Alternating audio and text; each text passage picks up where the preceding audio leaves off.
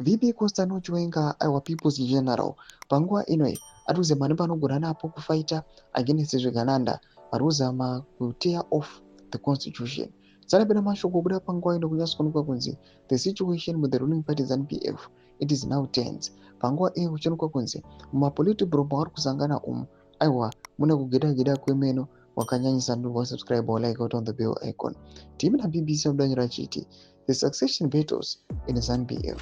According to those who are in the ED's camp, no one challenged the bill. No one challenged the 2030 bill tabled by Ziyambi in the cabinet meeting chaired by Mnangagwa on Tuesday.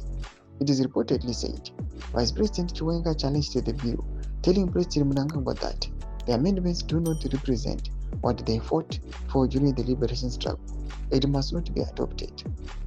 During the war of words, it is said that ED warned Chiwenga, telling him that he should remember who is the president.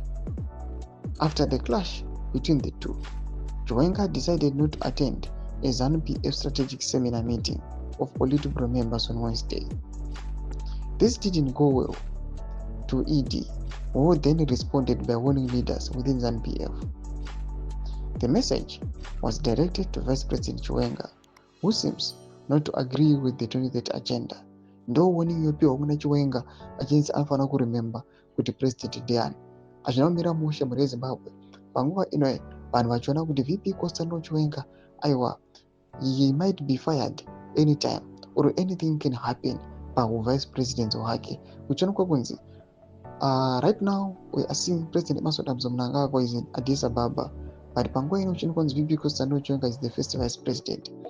He decides to appoint the second vice president Kebo Muhadi to act as the president mutungamiri wenyika. Asi panyatsobuda pachena kuti vice president Constantino Chiwenga is being sidelined ende havachatomuonekwi pamepo. At the same time kuri kuonekwa kunzi pane another Geza front, kuri kuonekwa Bombshell Geza today by 6 am kuri kunzi anga atosvika. Panguva ino nyatsobuda pachena kuti they are trying to avoid VP Constantino Chiwenga to win the battle. Penda comment section medu dzafungura emo tudi pamusoro pechitiko ichi. Don't subscribe or like, share on the bell icon.